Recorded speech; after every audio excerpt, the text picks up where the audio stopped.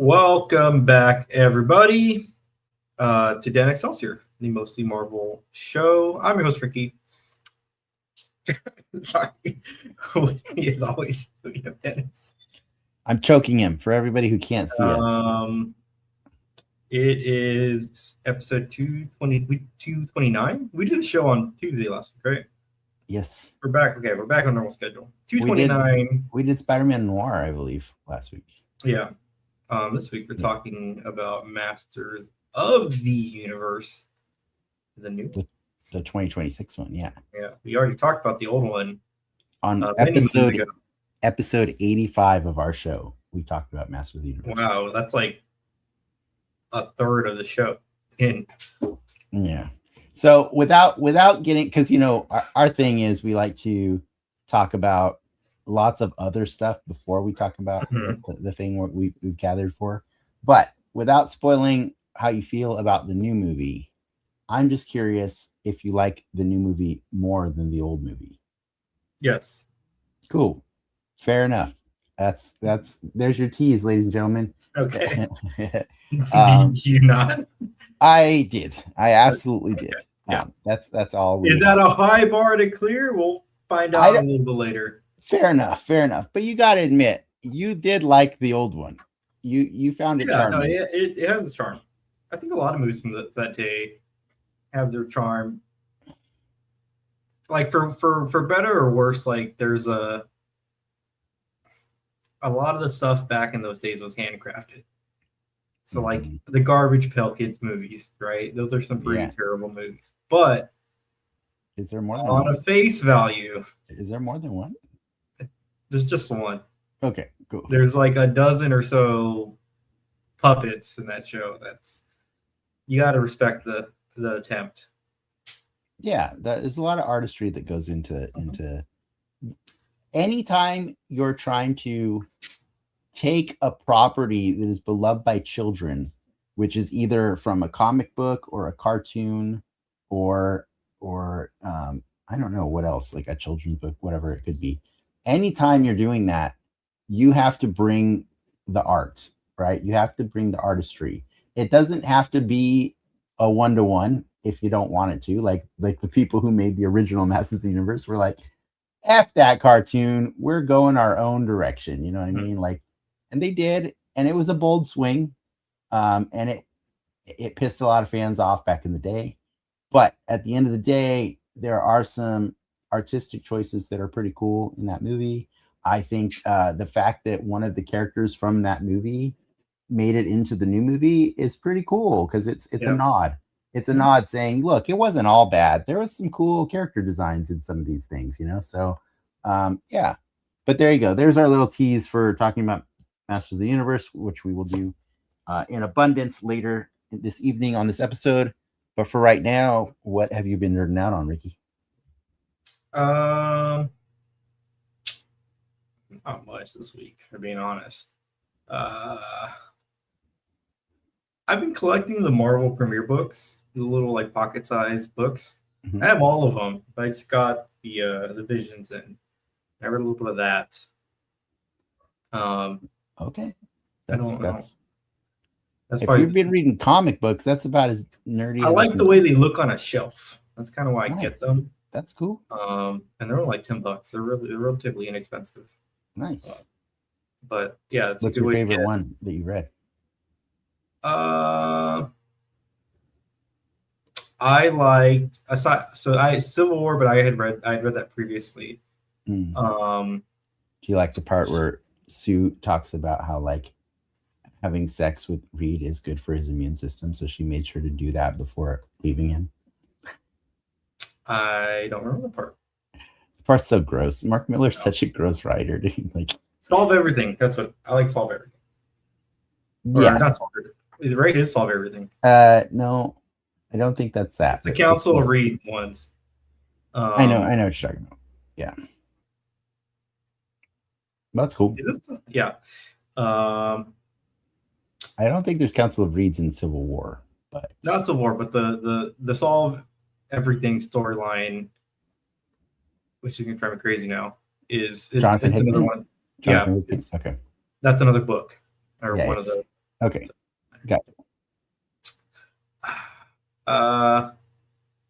I golf, but it's not. We don't talk about golf on the show.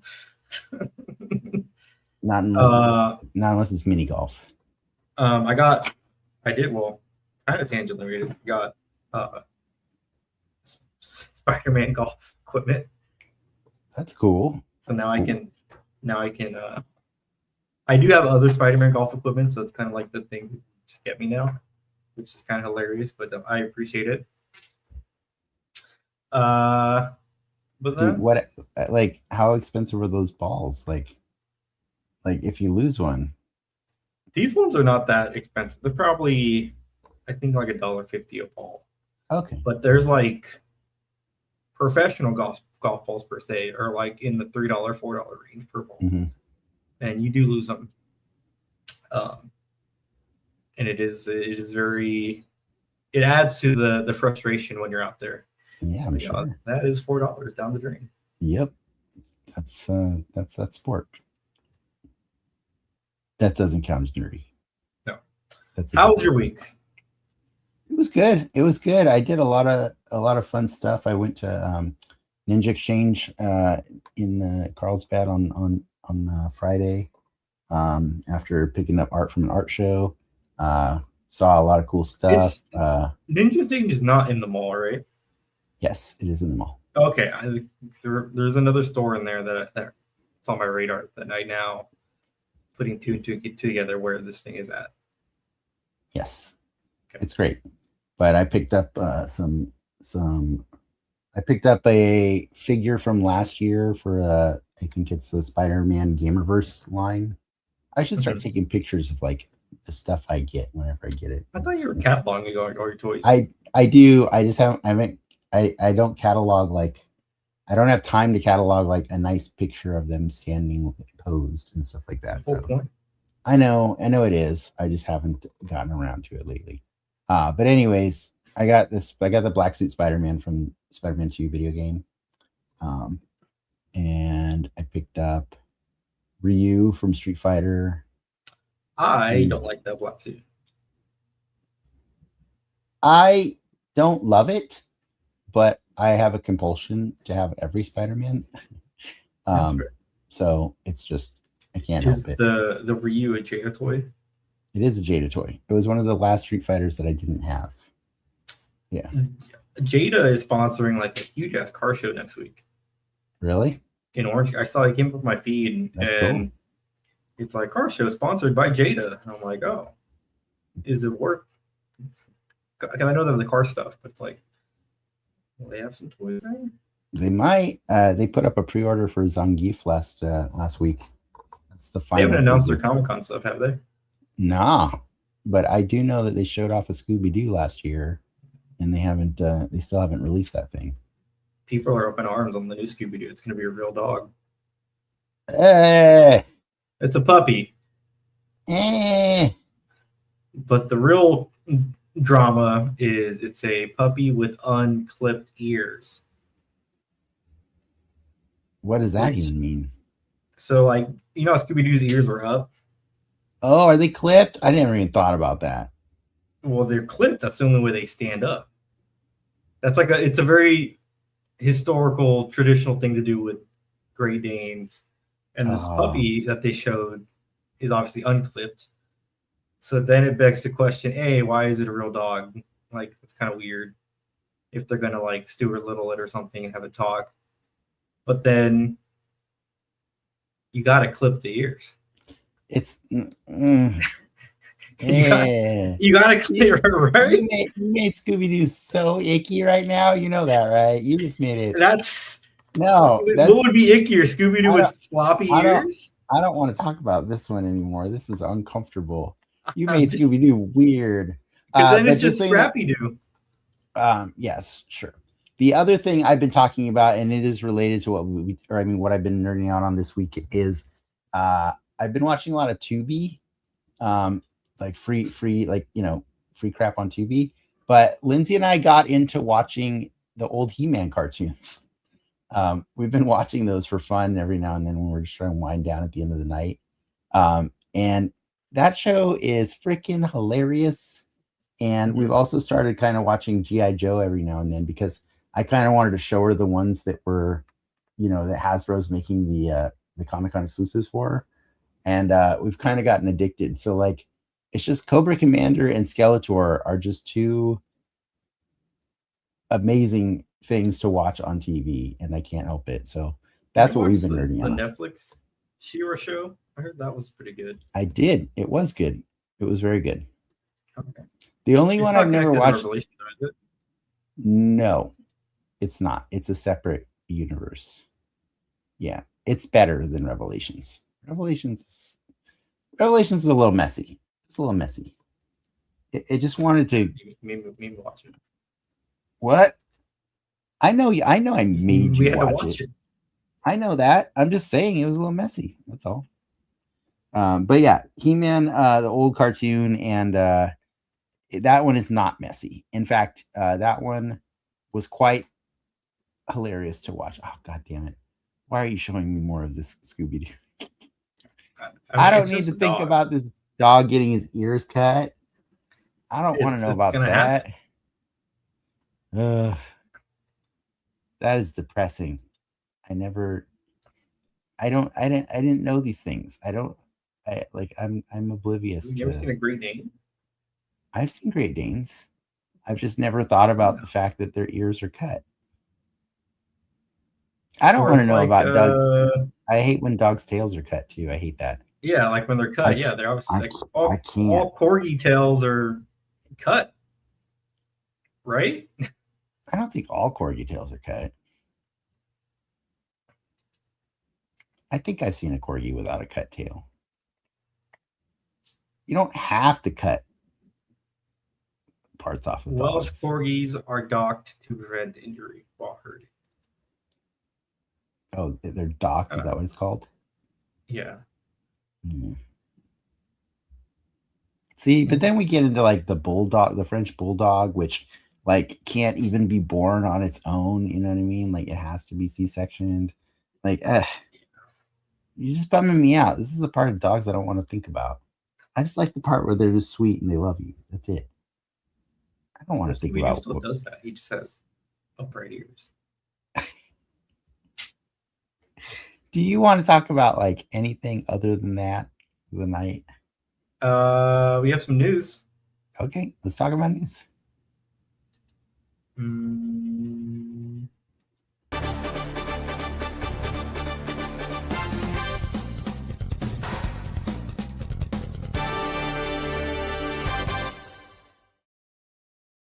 A buttload of toys get dropped yesterday from Hasbro in the Marvel Legends line.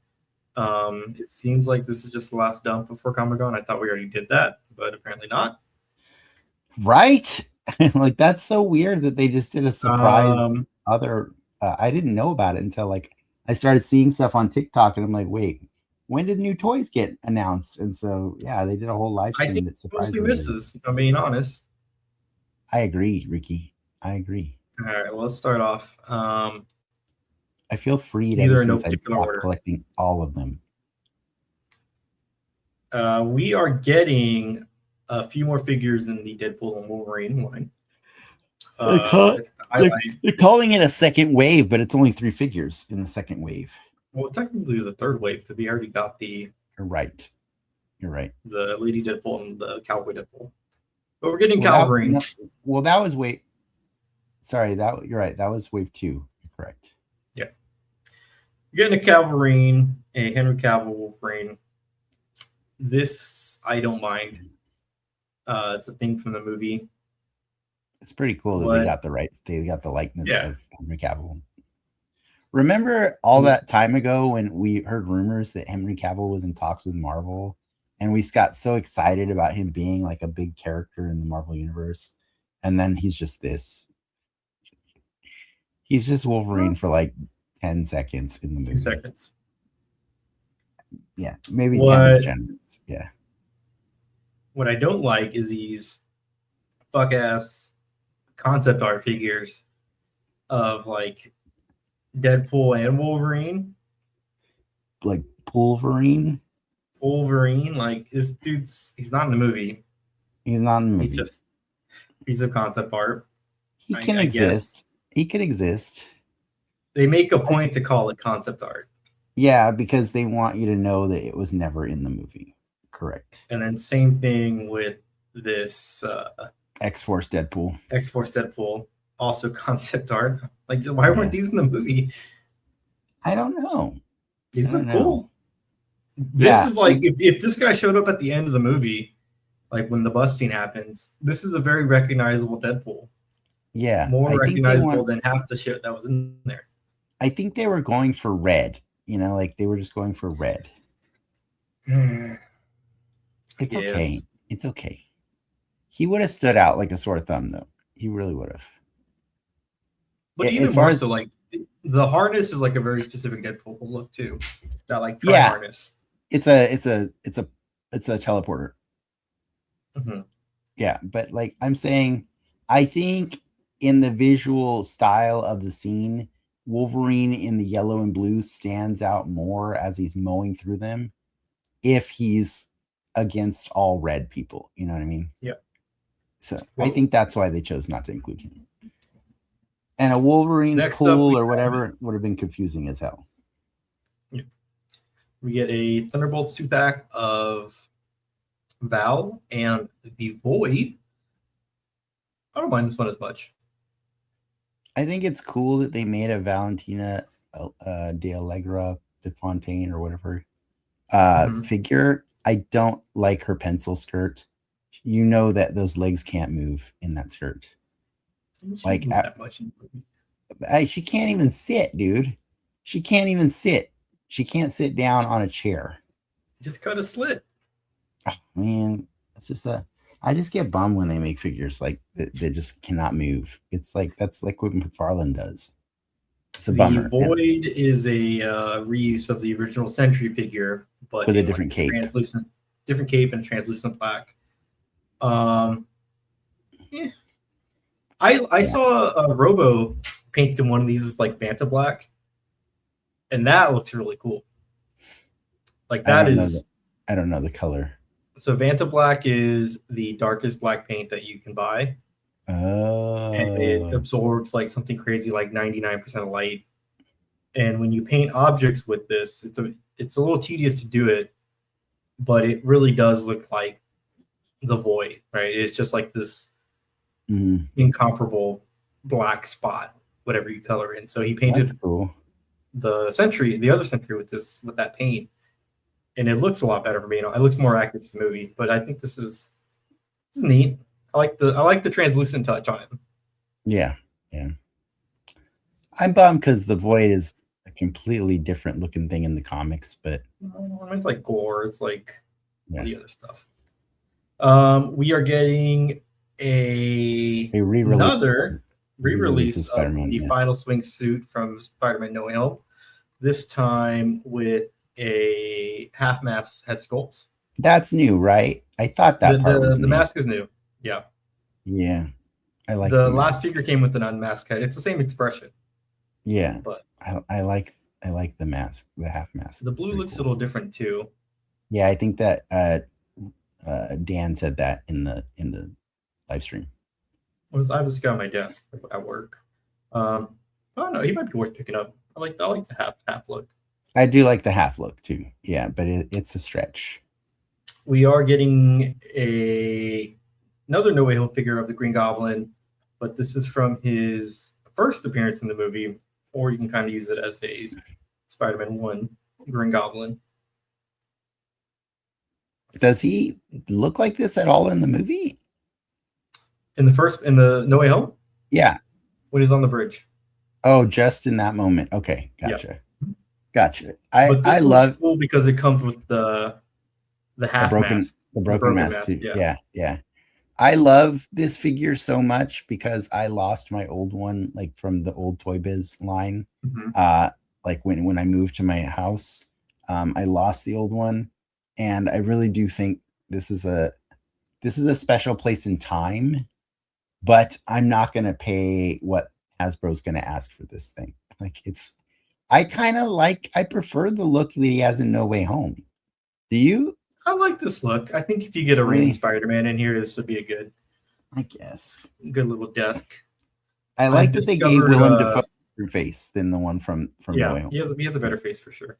It's supposed to be more like the Sam Raimi movie face. Mm-hmm. Yeah. What was it called? We get a classic Scorpion. I like this guy. Their explanation for these two figures that are so funny because they don't get a lot of access to concept art for movies coming out yet, and so like they have to wait until the movies are out. You know, that's why it took us like a year to get a Deadpool and Wolverine line, right? So what they decided to do was look at the trailer for Spider-Man Brand New Day and be like, well, we could do comic versions of the characters that we're pretty sure are going to be in the movie. So that's what these are. These are the boxes they showed at the live stream are labeled Spider-Man Brand New Day, but they are comic book original classic versions of Scorpion and Boomerang. Is this guy new though, or is he a re-release? He's got a new tail. A few years ago. He's got a new tail, but I think this is the same body as the original. New heads, yes. I like the heads on Scorpion. Do you like the stingerless tail? Yes. It's very classic. It's weird looking to me, but I guess it's kind of He's a goofy guy. They're all goofy. So I can't fault. But this guy is fantastic. That Boomerang is so good. Mm-hmm. I have a Marvel versus card of Boomerang in this outfit that I used to keep on my desk at work. And the reason I keep it is because the flavor text on it says, "Welcome to San Diego, Spider-Man. It's a great place to die." I love it so much. San Diego? I don't know, but I just know that he decided San Diego is a great place to die. I never bothered to look that up. We are getting a new version of the Secret Wars Doctor Doom. Looks like a little more detail on the chest, not as shiny. It's all the paint job that they had, that the original toy had on the green. It's like little techno like circuitry and stuff. And it comes with the recreation of the other guns, or the guns that he came with back in the day. I do like this thing. I really do. I think it hits a nostalgic button for me. But man, I understand what they were saying. Look, they're like, this line is so deep that at this point we're not making, like, we don't expect our fans to buy everything that we make. And I do get that. They've reached that point where it's just like they make so much content that's the same molds over and over again. You know what I mean? Yeah. But then sometimes they make something awesome like Doc Samson. And if I was to tell you that the last Doc Samson toy came out in 2008, it is bad. It is a very not good toy. So I'm very happy that for all the Hulk fans out there in the world, you're getting your core roster like assembled, and he's on a pinless body, and it's the same body as Luke Cage, I believe, like the most recent Luke Cage figure. I think it looks good, man. It's good if you like Doc Samson. It's like Doc Samson. Yeah, he's got two different heads. He's got two faces. We got Cypher. Cypher is an X-Men first in the line. So naturally, what do? You make it a Target exclusive. I hate when they do that shit, man. What does Cypher do? His power has to do with linguistics. I forget how it works exactly. But he translates things like languages and stuff. Next up, we get an X-Men 97 Beast. This is the best figure. This is the best figure they showed of the whole thing. Do you agree? Do you not like the animated look on him? No, I do. I think the heads look good. The body too. The body, they smoothed it out. They took all they took all the fur off so that he looks more like the cartoon. I think that's really cool. The smooth body with just like the touch of fur every now and then, and the faces are really expressive. This figure, I didn't know I needed this figure to fill out my X-Men 97 team. I thought it was fine as is, but I really do. I love this figure too much. He's a lab coat. It's probably like $50. He can borrow the lab coat from a previous beast that came out in the lab coat. From Kelsey Grammer. But yeah, no, overall, I wasn't like blown away by this one. I was more impressed with the live stream they did last week. The Comic-Con stuff was really cool to see. But I like this beast. That's the big win for me. So, but thanks for showing me. We also got. There's some more toys. There's the Transformer exclusive for Comic-Con. Oh, we're getting a Optimus and Jazz 6-inch transformable 2-pack. Comes with the trailer. Wait, the Jazz box. Rides inside the trailer? No. Oh, okay. Because it looks like I see him in the trailer. Oh, maybe, yeah, it does. I lied. He does. Jazz fits in the trailer. 6-inch figures, and they're made to look like the old school figures, huh? Yep. That's pretty cool. Tiny Jazz. And that tiny Optimus. And then for their other exclusive, they're getting a Gem the Holograms collab with Blaster. So you want a Blaster repping Gem in the Gem the Holograms. That's kind of cool. I don't want that, but that is really cool. And then I know you have a soft spot again. We're a little over a month from Comic-Con. So some news is starting to come out on what's happening. But they are going to be doing a celebration of life concert of Transformer the movie featuring the Knights of Unicron. Are you familiar with them? Yes. So for those who don't know, they're it's like a metal band that dresses up as Transformers. It's pretty crazy. They look pretty sick, and they're really good. So they're doing this at San Diego Comic-Con? At the House of Blues during Comic-Con. The House of Blues, like where is that located? I forget. It's downtown. Oh, there is one downtown? Okay, I was thinking. Yeah, it's close to not Del Mar, a little bit past Horton Plaza. Okay, that's pretty. And then Cold Slither will be there, and Gem. So you can for reals. It says Gem and Cold Slither. So if you got the touch, you can get your tickets for $53.50 on sale now. That's pretty good. I'll ask my wife. And that's the news. I wouldn't be opposed to that one. That's pretty good. What is it's 23rd, the Thursday? Oh, if it's the Thursday night. It is Thursday. If it's the Thursday night, I don't know if I can do that, man. That's I can't start that hard. What are you talking about? We don't have to watch Fantastic Four that night. We'll be watching Spider-Man. Oh, I didn't, dude. I got tickets to see the Odyssey at the Spectrum. Okay. In 70mm. You want to take a guess at what time my showing's at? What time? 2:45. Two. I was gonna say 2:00. Yeah. A.M. Oh no, Ricky! Why would you do that? Because it's sold out from the day it releases. I know. To 2 weeks for 2 weeks. Yeah. And then we're at Comic-Con for one of the weeks. That's okay. Just don't watch it that soon.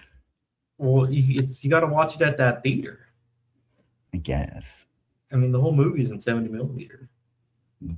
That's cool. Yeah. I'm happy for you. Enjoy yourself. I'll report back if you want to do a show on the Odyssey. I am not. You can come join me at 2:45 on the 19th. I'm looking at this Optimus and Jazz. It's not worth $75, man. It's not. It's like the packaging is better than the toy itself. I mean, I think you can say that about a lot of exclusives at Comic-Con. You can. That's my hot take. But I don't love this one. Pass. All right. Are we ready to talk about the Masters of the Universe? Mm-hmm.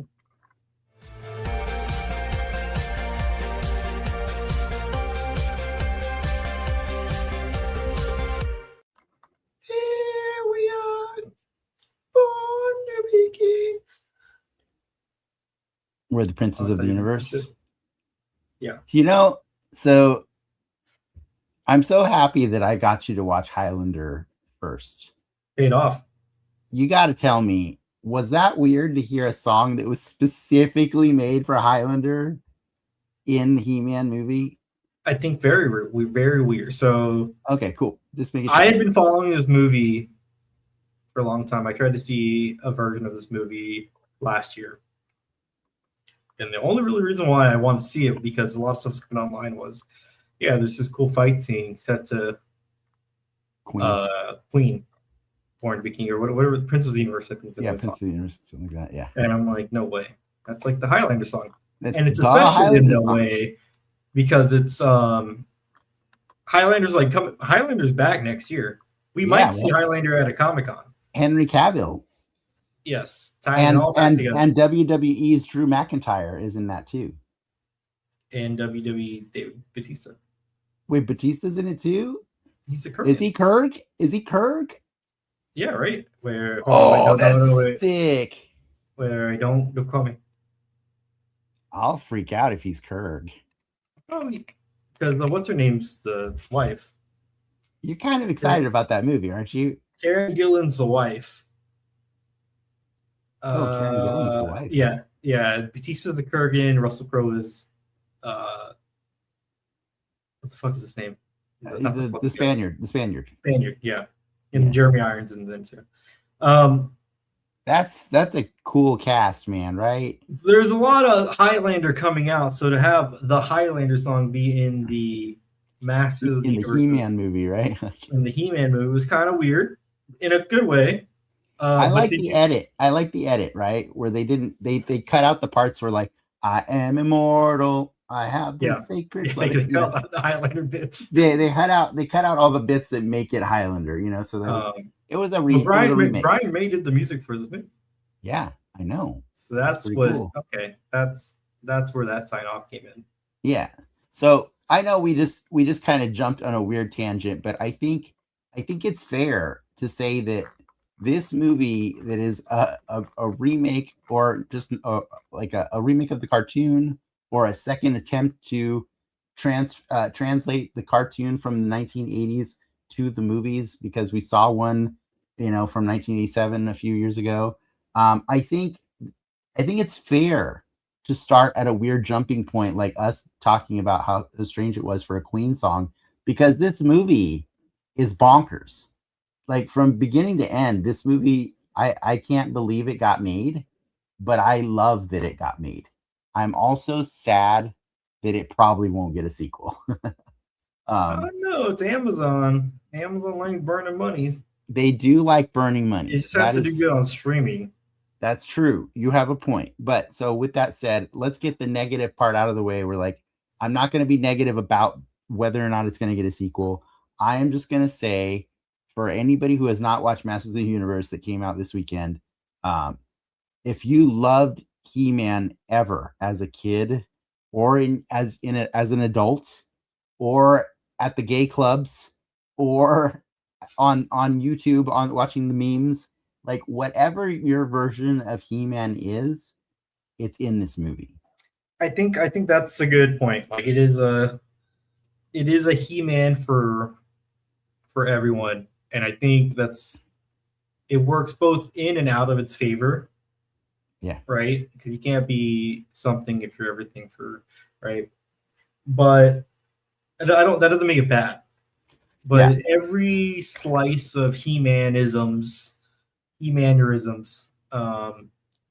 is represented in some capacity in this movie. The whole Venn diagram is like, it's everything is inside the Venn diagram of this He-Man movie. And it's done relatively, like in a relatively I don't want to say like they're poking fun at what is He-Man. It is It's self-aware. It's very self-aware. I mean, they're super buff toys with really no context that were put together to make a show. And they're super buff toys with really stupid names. And they write a whole bit in this movie to make you okay with the stupid names. And personally, that's when I absolutely fell in love with the movie. When they explained to me the justification for names like Ram Man and Fisto and Mechanic, and they made those names work, right? Because they are like the fever dream of a 10-year-old boy who was trying to desperately retain the memory of his father's kingdom.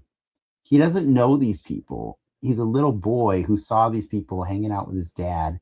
And the idea of this movie is that, like I complained, right? I complained months ago when we saw the trailer. Mm-hmm.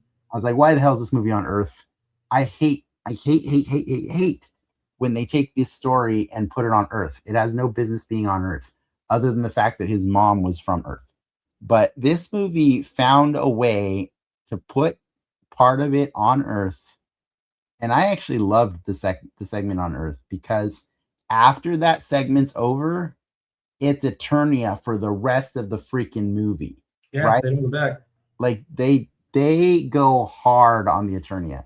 And when I saw this movie, and I understand that for budgetary reasons, you got to do part of it on Earth, right? Like, just because like it's going to make it a little cheaper, right? Is an office building, right? Adam is working as an HR in the HR department.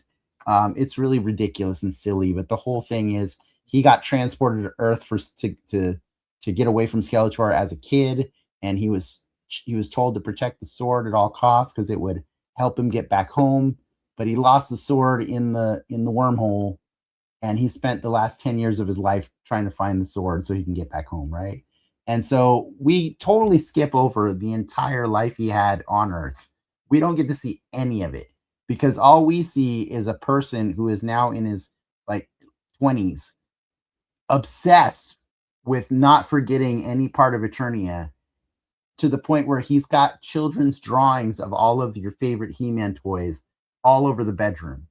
And he's constantly online, like everywhere, looking for anything that resembles this sword.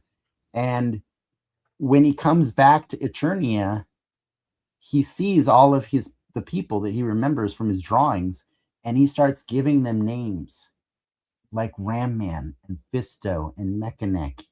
And they look at him like he's special. Like he hurt his head on the trip back or something like that.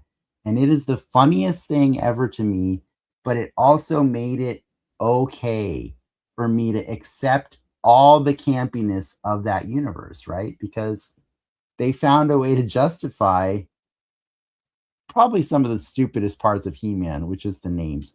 There is a guy named Snakeface in He-Man. Well, not even that. They do, like, again, all the silly parts of it. It's like, in the show, they don't know he's Adam, right? Like, it's a secret. Oh, yeah. Let me go away. Like, they touch on a lot of those little quirks that were He-Man, but either interplay them in a way that, or rework them in a way that's not dismissive of the idea, right? Yeah. But they're just acknowledging, some of this stuff is super silly. The other thing I liked in the beginning of the movie was like how you see Adam, they dress him in like light, like colors, like whites and pinks and stuff, and they make him slouch, and they try to make him look like wimpy or docile or I'm trying to think of the right word. They're trying to make you not believe that underneath that shirt is a seriously jacked human being. And it was making me laugh through the movie, because I'm like, you're not fooling anybody. You can tell this guy is yoked under this shirt. It reminded me of Chris Evans in Knives Out, when they put the sweater on him, and you're like, dude, that's Captain America, man. Like, you can't hide him under a sweater, And I was laughing at this movie for that, because I'm like, who are you trying to fool? But when I came home and told my wife about it, because she didn't want to go see it in the theater, she does want to see it though. I told her about that. She's like, well, that's no different than the cartoon, because in the cartoon, Adam is super jacked also. And once I remembered that, I was like, you're right. It's just funny. They're embracing all the silliness of the old cartoon. Yeah. And it's super, it's what makes it really charming. But I would be remiss if I didn't mention the thing that makes this movie the most charming thing. Again, eating crow. This movie made me eat a lot of crow. But god damn it, if Jared Leto wasn't the best part of this whole damn movie. As Skeletor. Am I wrong? Was he not awesome? He was good. Look, it's definitely a choice that they removed him from all the marketing. But as his performance started getting out there, that kind of dropped some nuggets on what was actually happening. And I didn't realize that he was in the suit. Yeah, he was there. Like, the suit is real, and they just obviously CG'd the face. But I commend them for doing it right. It is Skeletor, a guy with he looks exactly like Skeletor. He looks exactly like Skeletor. It's a skull for a face. Like that's like one of my favorite parts of the movie. There's no dumb flashback where you see a pre-skull face Skeletor. That's Jared Leto, right? There's none of that. It's just all the way, the whole movie. Skeletor. All day Skeletor. The voice is it's kind of a mix of the cartoon and the old movie. It is very regal and grand, but he also has like the I don't think there's a lot of the cartoon in there at all, of the voice. Well, the insecurities, the performance, the insecurities that Skeletor has as a character. Yes, but that's all in the performance. That's all in the performance, not in the modulated voice. Yeah, that's where Jared Leto is key. You know, he's like he's a villain. They even poke like, the guy with the skull for face is the villain. Yeah, he's just a really bad guy. And he himself acknowledges like, this is what I am. Because He-Man tries to use HR training to defeat Skeletor, and Skeletor laughs it off. He's like, "Don't you understand? I'm the villain." You know, like, and that's as simple as it's gotta be. And I think that is the most pure thing you could ever ask for in a good versus evil story, is where there's just a villain that you don't have to empathize with him at all. It's okay. He doesn't care. He doesn't care that you don't relate to him. And everyone else, Evil Lynn, Tila, Man at Arms, they're all the people that you want them to be. They look like their toys. They fight like their toys did in the show. They're not. I don't want to say like they're not well written, but they're not. There's no like. They're not overwritten, is what they're not. They're not overwritten. You know, I think Duncan's probably the most overwritten, where he has this kind of like. Yeah, he has a redemption arc, right? Because redemption arc of being alcoholic. But like Tila's not overtly. I'm better than the boys, or like. Evil Lynn's not in like this weird love thing with Skeletor. She's kind of like very sympathetic of like, oh, her life sucks, but she just kind of has to write it out. Well, Evil Lynn reminds me of the girl that's best friends with the gay guy. That's what she reminds me of, because Skeletor doesn't seem into her in that way either, right? Like they're not into each other, those two. But she's his ride or die for sure. Yeah, they need each other. Yeah, they are like, I should not have just sang the praises of Skeletor. That wasn't fair. It was a duo performance most of the time, right? It was Skeletor and Evil Lynn, and Alison Brie killed it. She killed it. Like, the two of them knocked it out of the park. Everybody else was kind of like, they're just there, right? Beastman's just there. Triclops is there for like a second. I'm happy that they killed Triclops. They killed Mossman. They killed Trapjaw and they killed Trapjaw. They killed Mossman. I'm pretty sure Triclops died. I don't know that Triclops died, but I really hope he didn't. Toys died. But they killed Randor too. They killed Randor, and so killing these things was, at least back then, would be seen as taboo, right? Yeah, but you know the real reason they're taboo, right? Like it's because, and I'll say this is a testament to the movie. I liked this movie so much that I was actually really mad every time they killed a character. Because if you kill a character, you can never tell a story again with that character. Yeah. You know what I mean? Unless you do flashbacks, but whatever. I mean, that world's so rich with.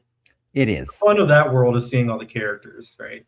Yeah, and we only got a taste of it, right? We got a handful because they just, they had to keep a budget, and also Cringer and Battle Cat, they were relegated to like only 2 sections of the movie because they're like, you're too expensive. We can't have a giant green talking cat or a tiger for the whole movie. They didn't even give Skeletor his panther in this movie. There's like, nope, we got room for 1 in the budget. That's it, So I honestly like hope that there's a sequel for this, because I would love for you would love for the teasers to pay off? For the teasers to pay off before, when we get round 2 of the toys. Whoever, look, you cannot tell me there's a dozen famous people in Hollywood that are down to clown with being a He-Man character for 5 minutes. Don't make me pronounce his name, but the actor who played Fisto did the red carpet premiere, and in an interview he showed he was wearing in his jacket pocket, his suit pocket, instead of a pocket square, is the original Fisto toy that he played with as a child. Yeah. And it made him so overjoyed that as a 46-year-old man, he got to play the character that he grew up playing with as a kid. And I just felt that joy in all of the performances from everybody. They were just down to clown. They were just down to be there and just be the thing for a few minutes, if not, like the whole movie. And Nicholas, I can't pronounce his last name, Galitzine, yeah. Yeah. He's great. That guy was freaking awesome as He-Man, dude. He really was. They tried to add a lot of character to He-Man that didn't exist in this cartoon.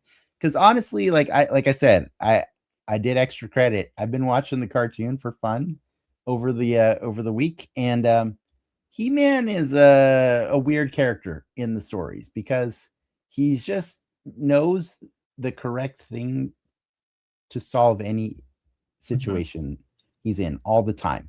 And I really like that this performance in the movie is a person who is coming into Eternia blind, right? He's coming in after 10 years of not being there. He doesn't assume to know everything that's going on. He's very shocked by the presentation of Eternia that is not matching what he remembers it being. And he's not a know-it-all. He just figures things out as they go. And I kind of like that better for this character because it's a little too easy if He-Man knows how to beat Skeletor every single time. You know what I mean? So I liked him enough that I was like, I'm with you. I want a sequel to this movie. I really, truly do. Especially because, spoilers, they throw out a She-Ra at the end of the movie. And I was sad. An Orko.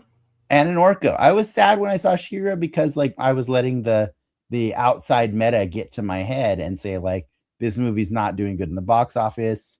Is this the last time we see She-Ra in live action and the first time at the same time? But I choose to be optimistic and say like, for me, this movie was like Transformers 1, or it was like Dungeons and Dragons Honor Among Thieves. It was the version of the story that I wish we had gotten first. You know what I mean? Yeah. Shout out to Travis Knight. That guy. Director of Bumblebee. As a Nepo baby, he could be doing worse in life. I know. He could former rapper, but now turned director. And CEO of Leica also. Yeah. Directed Kubo. He's directed Paranorman too, several movies there. He seems to have found, whether he sticks with doing these types of movies or not, but he has a niche of picking up these properties from his childhood and turning them into, it's a love letter. It's a love letter.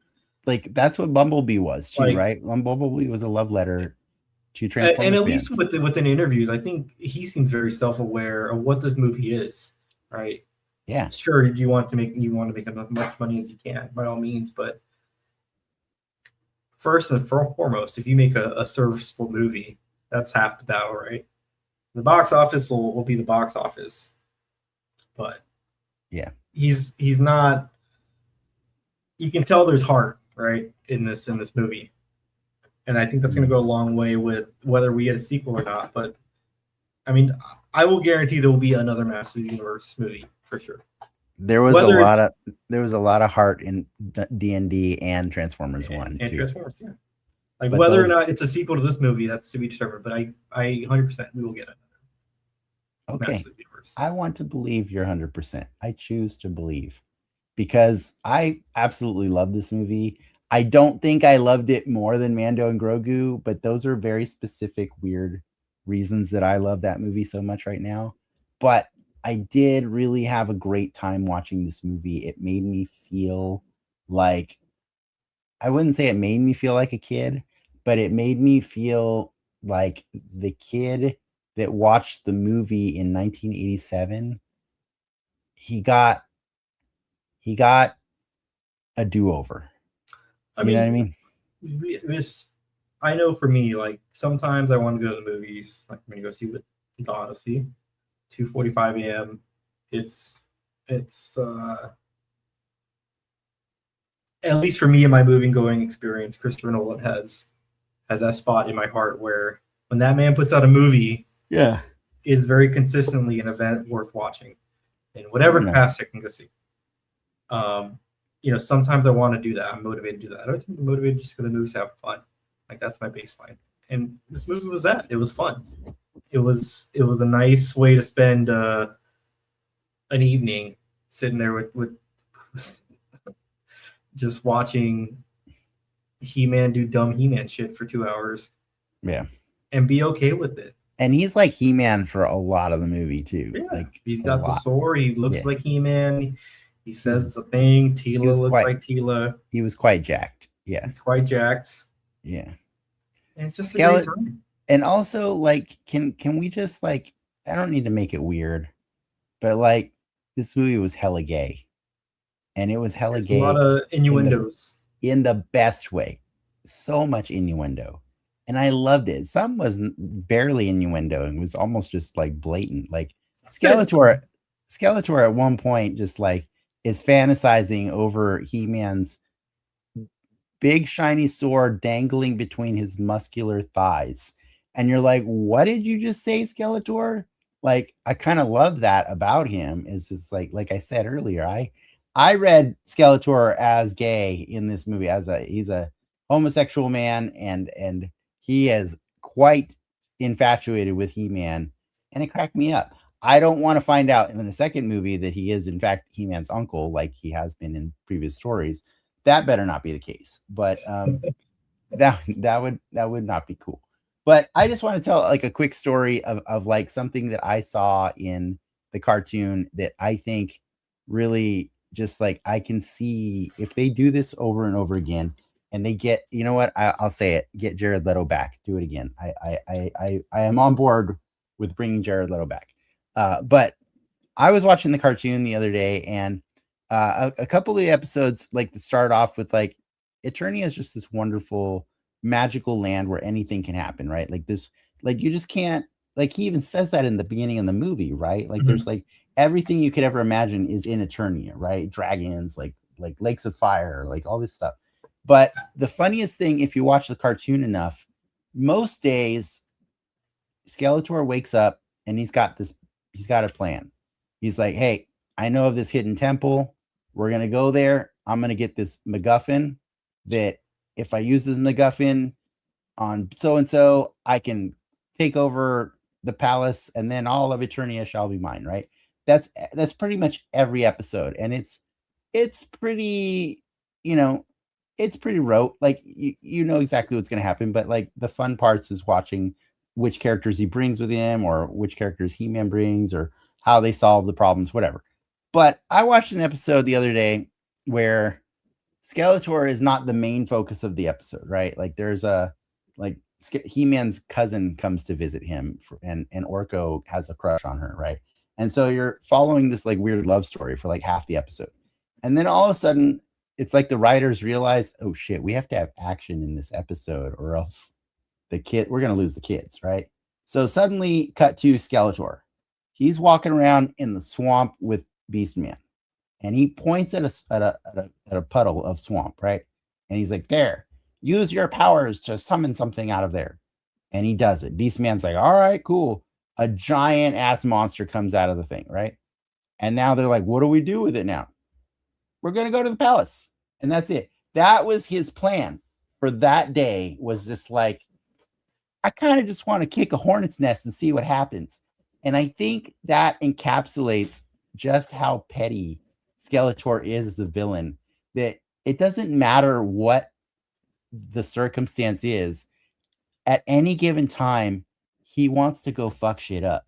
And that's just what he is. That's what he is. And I love that that's what Jared Leto did with this character. This character just wants to mess people up all the time. And bravo. I saw they wouldn't let him in interviews, but I saw the cast, like Travis Knight, talking about his discussions with Jared Leto. And apparently Skeletor is Jared Leto's favorite villain as a kid. And I think he did a great job. I didn't want this show to end without me singing the praises of Jared Leto a million times over, because he made that movie for me. Like I was telling Lindsay, he's the goddamn star of the movie. Like that's what it was. I think I told you that too. To wash your palate, go watch the Suicide Squad. Or Suicide Squad. No. I'm happy we watched it. It was a fun treat. I think that'll wrap us up for today. What are we doing? Batman Begins next week, or are we X-Men? We can do. I don't think X-Men's till July, right? I think you're right. Batman. We'll do Batman Begins. We'll do it. All right, cool. But until then, go see Masters of the Universe. Go see Masters of the Universe. True Believers.